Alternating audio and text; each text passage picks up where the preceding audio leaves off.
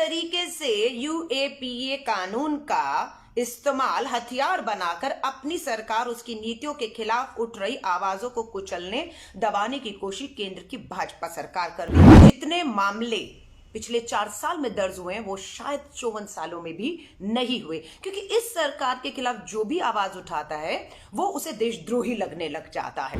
एक दोषी को बचाने के लिए 10 निर्दोषों को सत्ता के दम पर, यूएपी देशद्रोह के कानूनों के दम पर अपने खिलाफ उठ रही आवाजों में निर्दोषों को सूली पर चढ़ाने का काम किया जा रहा है। आंदोलन छिड़ रहा है सरकार की नीतियों के खिलाफ। वो आंदोलन में लोग दूर से भी जो ट्रेनों से आ सकते थे वो ना आ पाए, इसलिए अभी तक भी ट्रेनों को पूरी तरह से सुचारू रूप से जैसे तालेबंदी से पहले चल रही थी नहीं चलाया जा रहा। जय हिंद साथियों, आप सभी का स्वागत है। UAPA, you unlawful A activities, P prevention A act, unlawful activities prevention law, जिसे हम देशद्रोह कानून भी कहते हैं। इसे हिंदी में गैर कानूनी गतिविधियां रोकथाम अधिनियम कहते हैं। ये कानून 1967 में आया था, लगभग 54 साल पहले ये कानून यूएपीए देशद्रोह के जो कानून है ये आया था, और इसमें 6 बार संशोधन किए गए। अंतिम संशोधन केंद्र की भाजपा सरकार ने 2019 में किया, 6ठा संशोधन यूएपी देशद्रोह के जो कानून में संशोधन है। अब जब देखा गया कि 54 साल इस कानून को हो गए, लेकिन जितने मामले पिछले 4 साल में दर्ज हुए हैं वो शायद 54 सालों में भी नहीं हुए, क्योंकि इस सरकार के खिलाफ जो भी आवाज उठाता है वो उसे देशद्रोही लगने लग जाता है। और 2019 का जो संशोधन हुआ उसमें ये संशोधन है कि पहले संस्थाओं के ऊपर बड़ी बड़ी ये जो है यूएपीए देशद्रोह के जो है मामले लगते थे, मुकदमे होते थे, लेकिन अब सरकार ने तय किया हर एक इंडिविजुअल आदमी भी, व्यक्ति भी अगर सरकार की नीति उनके खिलाफ आवाज उठाएगा अब उसको भी देशद्रोह के मुकाबले, वरना ये पहले आतंकियों पर, आतंकी वारदातों को अंजाम देने वाले लोगों पर लगता था। लेकिन अब 2019 का जो 6ठा संशोधन आया है उसमें यह हो गया है कि अब सरकार के भी खिलाफ कोई अकेला व्यक्ति भी बोलेगा उसे भी इस कानून के तहत पकड़ लिया जाएगा। अब मैं आपको बताती हूं, ये मैं नहीं कह रही, यूट्यूब पे जाइए, संसद के, राज्यसभा, लोकसभा के अंदर केंद्र के जो राज्य गृह मंत्री हैं उनका ये बयान है। उनसे जब सवाल किया गया कि कितने मामले अभी हाल ही में देशद्रोह के दर्ज हुए, तो उन्होंने आंकड़ा दिया, सुनिएगा। जितने मामले 24 साल 54 इयर्स में, 54 सालों में नहीं हुए, उतने मात्र पिछले 4 सालों में। 2016 से 2019 में मात्र 4 साल में 5,922 मामले दर्ज किए गए, मात्र 4 साल में। जब से भाजपा की सरकार आई है 5,922 मामले जो है देशद्रोह के दर्ज हुए। अब दर्ज तो हो गए, हुआ क्या उसके बाद हुआ ये है 97.8%, लगभग 98% लोगों पर आरोप ही सरकार तय नहीं कर पाई। समझ रहे हैं? 100 में से मात्र 2 लोगों पर आरोप तय हो रहा है और 98% लोगों पर आरोप ये सरकार तय ही नहीं कर पा रही, यानी कि हथकंडा बनाकर इस्तेमाल किया जा रहा है। आरोप कैसे तय करेंगे जब सबूत नहीं है? अब आपको बताती हूं 124A ये राजद्रोह का जो है ये कानून है, राजद्रोह का मुकदमा दर्ज होता है। इसमें कितने मामले आए? इसमें 2019 एक ही साल में 96 मामले राजद्रोह के दर्ज हुए। आरोप कितनों पर तय हुआ? 96 में मात्र 2 लोगों पर अभी तक आरोप तय किया है। 29 लोगों को कोर्ट बाइज्जत दोष मुक्त बरी कर चुकी है, क्योंकि आरोप साबित नहीं कर पाई सरकार। देशद्रोह का मुकदमा तो डाल दिया, साबित नहीं कर पाई। 65 मामले ऐसे हैं जिसमें अभी आरोप ही नहीं तय हुआ। किस तरीके से यूएपीए कानून का इस्तेमाल हथियार बनाकर अपनी सरकार उसकी नीतियों के खिलाफ उठ रही आवाजों को कुचलने दबाने की कोशिश केंद्र की भाजपा सरकार कर रही है, वरना 98% मामलों में आरोप ही नहीं तय कर पा रहे हैं। अब आपको एक और सच्चाई बताती हूं इनकी।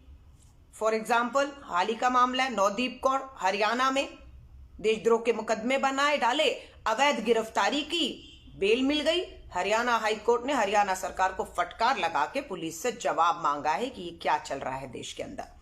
निकिता आनंद का नाम जो अभी टूल किट चल रहा है उसमें आ रहा है। पता लग गया कि दिशा के बाद निकिता आनंद और शांतनु पर भी जो है शिकंजा कसने की कोशिश, क्योंकि ये सारे किसान आंदोलन का समर्थन कर रहे हैं, ये पर्यावरण कार्यकर्ता हैं। सरकार कभी भी कुछ ऐसा करती है जो लगता है इन्हें ठीक नहीं है, लोकतंत्र के तहत आवाज उठाते हैं। तो निकिता आनंद और शांतनु को समय मिल गया, वकील कर पाए और कोर्ट चले गए, तो मुंबई हाईकोर्ट ने निकिता आनंद को और दिल्ली हाईकोर्ट ने शांतनु को गिरफ्तार करने पर रोक लगा दी है। ये उनका संवैधानिक अधिकार है। लेकिन दिशा रवि के केस में हुआ ये कि चुपके से रात के अंधेरे में दिल्ली की पुलिस बेंगलोर पहुंचती है। वहां पर पुलिस है, उसकी मां है, लेकिन उसका वकील नहीं है। वहां से उसे रात को उठाया जाता है एक आतंकी की तरह, क्योंकि यूएपी में आतंकी वारदातों के तहत मुकदमे दर्ज होते हैं। जो दिशा 21 साल की लड़की के ऊपर, जो एक छात्र है, आंदोलन पर्यावरण का हो, किसान आंदोलन का समर्थन कर रही थी, ये उसका अभी तक का कसूर है, क्योंकि 98% मामले देशद्रोह के जो डाले थे उसमें तो अभी तक आरोप भी पिछले 4-5 सालों से सरकार नहीं तय कर पाई है। तो आप समझ रहे हैं, निकिता दिशा रवि को बेंगलोर से दिल्ली लाया गया, किसी को नहीं पता कौन सी कोर्ट में कब कहां पेश किया जाएगा, और जिसका फायदा सत्ता में बैठे उन लोगों को हुआ जो किसी तरह भी षड्यंत्र को, किसान आंदोलन, कृषि कानूनों से ध्यान हटाकर इस आंदोलन पूरा इस षड्यंत्र में लाना चाहते हैं। और उसका जब तक वकील उसे मुहैया कराया जाता तब तक दिल्ली पुलिस ने 7 दिन की रिमांड मांगी और दिल्ली हाईकोर्ट ने 5 दिन के लिए तब तक उसे जेल भेज दिया था। अब मैं आपको सिर्फ ये कह रही हूं, ध्यान से सुनिएगा। देश के गृह मंत्री, भाषण यूट्यूब पे है, बीजेपी की साइट पर है, सुनिएगा। पश्चिम बंगाल के चुनाव होने जा रहे हैं। चुनाव पूरी तरह से हिंसक है, खून खराबे वाला होने वाला है। ये देश के प्रधानमंत्री ने भाजपा के मुख्यालय में बिहार चुनावों के बाद ही बता दिया था। अब देश के गृह मंत्री, मुझे लगता है वो गृह मंत्री कम भाजपा के नेता के तौर पर ज्यादा सक्रिय रहते हैं। तभी दिल्ली का ये हाल है, दंगे हो गए, बम ब्लास्ट हो जाता है। 26 जनवरी को पूरी हिंसा हुई, आरोपी इनके हाथ से 15 दिन तक जो है भागे फिर रहे दीप सिद्धू। लेकिन निकिता को बेंगलुरु से 2 मिनट में इन्होंने एक टूल किट, जो गैर कानूनी काम नहीं है, टूल किट बहुत है, हम लोग भी बहुत सी टूल किट पे जुड़े हुए हैं, अपने संदेश मैसेज हम लोगों को जो हैश ट्रेंड करने होते हैं वो सब वहीं से हमें मिलते हैं, तो ये गैर कानूनी काम नहीं है। सो अमित शाह जी कहते हैं, देश के गृह मंत्री तो नहीं कहूंगी, भाजपा के बहुत बड़े नेता हैं, अपने संसाधनों का, ताकत का, सत्ता का इस्तेमाल करके पश्चिम बंगाल में बता रहे हैं सोशल मीडिया अपने कार्यकर्ताओं को 50 लाख व्हाट्सएप ग्रुप बने हैं। उस 50 लाख व्हाट्सएप ग्रुप पर आप हंसना और डराना, शब्द देखिए गृह मंत्री जी का, 50 लाख में डराना भी पड़े, नफरत, हिंसा, डराना, आप डरा सकते हैं। ये खौफ, ये डर, ये आतंक नहीं है क्या? इस तरह का बयान, टूल किट और व्हाट्सएप में अंतर क्या है? अगर दोनों का इस्तेमाल डराने में, हिंसा करने में, आवाज को दबाने में, सिर्फ राजनीतिक मकसद साधने में कर रहा है, तो मुझे लगता है यूएपीए के तहत तो देश के गृह मंत्री अमित शाह जी पर भी इस बयान के बाद मामला दर्ज हो जाना चाहिए। पर हिंदुस्तान है, ये उम्मीद आप छोड़ दीजिए कि यहां ऐसा कुछ होगा कि देश के प्रधानमंत्री, रक्षा मंत्री, पुराने नए, बल्कि किसी को भी आप छू भी सकते हैं। कहते हैं ना, जिसकी लाठी उसकी भैंस। सो ये आपको मैं यूएपीए कानून के बारे में बता रही थी। सरकार जिस तरीके से इसका दुरुपयोग कर रही है, तालेबंदी खत्म हो गई, सब कुछ खुला हुआ है, सब कुछ खुला हुआ है। कुछ नहीं खुला तो 2 चीजें ध्यान दीजिएगा। जो लोकल ट्रेन है ना, देश भर में जो हमारी जीवन रेखा होती थी, करोड़ों लोग सफर करते थे, पूरी तरह से वो ट्रेनें नहीं खोली गई, इसलिए कि शायद ये जो आंदोलन छिड़ रहा है सरकार की नीतियों के खिलाफ, वो आंदोलन में लोग दूर से भी जो ट्रेनों से आ सकते थे वो ना आ पाए, इसलिए अभी तक भी ट्रेनों को पूरी तरह से सुचारू रूप से जैसे तालेबंदी से पहले चल रही थी नहीं चलाया जा रहा। दूसरा, विश्वविद्यालय, यूनिवर्सिटीज, सब कुछ खुल गया, लेकिन छात्र, खासतौर से दिल्ली यूनिवर्सिटी, जामिया, जेएनयू बंद हैं, क्योंकि अगर खुल गए तो छात्र आएंगे और अपने हक अधिकारों के बारे में, देश में हो रहे हर तरह के आंदोलन को, अन्याय के खिलाफ आवाज उठाएंगे। इसलिए सरकार डरी हुई है, उन्हें भी नहीं खोल रही अभी तक। 25 साल पहले दिल्ली विश्वविद्यालय छात्र संगठन की अध्यक्ष रही, तब व्हाट्सएप, फेसबुक, ट्विटर कुछ नहीं हुआ करता था। उस समय ये टूल किट क्या है व्हाट्सएप हमें नहीं मालूम था। लेकिन आज का जो युवा है ना, वो बहुत पढ़ा लिखा है, जागरूक है। वो हर तरह के आंदोलन में, चाहे किसान आंदोलन हो, पर्यावरण को लेकर आंदोलन हो, भ्रष्टाचार के खिलाफ आंदोलन हो, बेरोजगारी आंदोलन हो, उसमें हिस्सा ही नहीं लेता। वो फेसबुक, व्हाट्सएप, इंस्टाग्राम, ट्विटर सबका टूल किट बनाकर इस्तेमाल करता है और अपनी आवाज को बुलंद करता है। और कहीं ना कहीं सरकार को इसी सब खतरा लगने लग गया है। इसलिए इनकी आवाजों को कुचलने के लिए यूएपीए देशद्रोह कानूनों का इस्तेमाल मात्र अपने खिलाफ उठ रही आवाजों को दबाने के लिए कर रही है। अपनी जो ताकत है डिजिटल इंडिया के तहत, टूल किट हो, इंस्टाग्राम हुआ, उसका इस्तेमाल करने युवा जानते हैं, दिशा रवि भी जानती है। वही वो कर रही थी जो सरकार को लगा कि एक आंदोलन बन सकता है।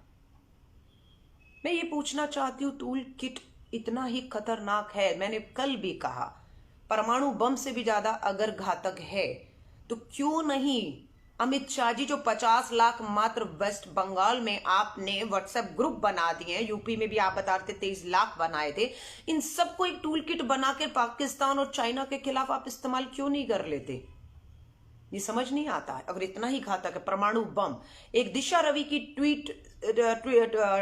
क्या कहते हैं, टूल किट से 134 करोड़ का भारत, उसकी सुरक्षा खतरे में आ सकती है। तो ये जो बंगाल में आप इस्तेमाल कर रहे हैं डराने के लिए, चीन पाकिस्तान को नहीं डरा सकते। आपकी इतनी हैसियत औकात नहीं है, ये हमने देख ली है। वो आपको आंख उठाकर देख रहा है। आप डराने का काम, डराने की बात किसको कर रहे हैं? भारतीयों को डराइए, उन लोगों को, युवाओं को डराइए जो इनके खिलाफ आवाज उठा रहे हैं। कि जिस तरह से इस देश में कानूनों का इस्तेमाल अपने खिलाफ उठ रही सरकार आवाजों के लिए कर रही है। इस देश में कहा जाता है 10 दोषी अगर रिहा भी हो जाएं, लेकिन एक निर्दोष को सजा नहीं होनी चाहिए। 10 दोषी रिहा हो जाएं मंजूर है, पर एक निर्दोष को सजा नहीं होनी चाहिए। लेकिन यहां क्या हो रहा है? यहां उल्टा हो रहा है। यहां एक दोषी को बचाने के लिए 10 निर्दोषों को सत्ता के दम पर, यूएपी देशद्रोह के कानूनों के दम पर अपने खिलाफ उठ रही आवाजों में निर्दोषों को सूली पर चढ़ाने का काम किया जा रहा है। शर्म करिए, मैं कहूंगी संघियों से, भाजपा आईटी सेल के, डूब मरिए चुल्लू भर पानी पर। 98% लोगों पर आप देशद्रोह के मुकदमे को साबित नहीं कर पाए अभी तक, लेकिन आप हमारी बेटियों पर यूएपीए देशद्रोह के मुकदमे डालकर उनका चरित्र हनन कर रहे हैं। शर्म आती है इस संघी मानसिकता पर। दिशा रवि दोषी जब होगी तब होगी। 98% लोग तो अभी तक दोषी आरोप ही नहीं तय कर पाए, लेकिन उसका चरित्र, वो गर्भवती है, उसकी फोटोओं के साथ छेड़खानी किया जा रहा है। मैं ये पूछना चाहती हूँ, ये जो भरपाई है, क्या आपने दिशा रवि और उनसे बहुत से छात्रों को पिछले 2019 से, जब से आपने 6ठा संशोधन यूएपीए में किया है कि आप एक अकेले व्यक्ति भी आपके खिलाफ बोले उस पर देशद्रोह के मुकदमे डालकर उठा सकते हैं, तब से आपने 1940 के करीब लोगों को गिरफ्तार किया है। मैं ये पूछना चाहती हूँ, दिशा रवि या उससे जुड़ी हुई हमारी जो बेटियां हैं, आप रात के अंधेरे में उन्हें उठा रहे हैं, 5 दिन की पुलिस हिरासत में भेज रहे हैं, उसका चरित्र हनन कर रहे हैं। क्या होगा अगर आरोप तय नहीं हो पाए? ये जो सजा है, जिसके शायद वो दोषी नहीं, और 98% लोग जिन पे केस तो दर्ज किया लेकिन आरोप तय नहीं हो पा रहे, वो जिस ट्रोमा से गुजर रहे हैं, ये 5 दिन की कस्टडी, बेंगलोर से दिल्ली लाना, उसका चरित्र हनन करना, इसकी भरपाई कैसे होगी अगर वो बिल्कुल दोष मुक्त हो गए, उन लोगों की तरह जो अभी तक यूएपीए के कानून के तहत दोष मुक्त हो चुके हैं?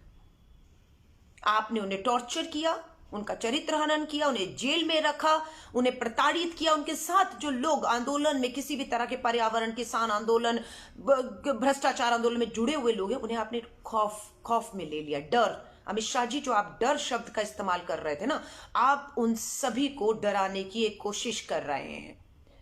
दिशा रवि ने जिस गूगल पर टूल किट का जो है वो निर्माण किया था, उसमें जितने भी लोग जुड़े थे, दिल्ली पुलिस गूगल को कह रही है सबका आंकड़ा दे दो, सबको उठा लेंगे, सब पे यूएपीए के अंदर देशद्रोह में आप डालकर अंदर डाल तो देंगे। पर हकीकत यह कि आज भी 98% लोगों पर आप आरोप भी तय नहीं कर पाए हैं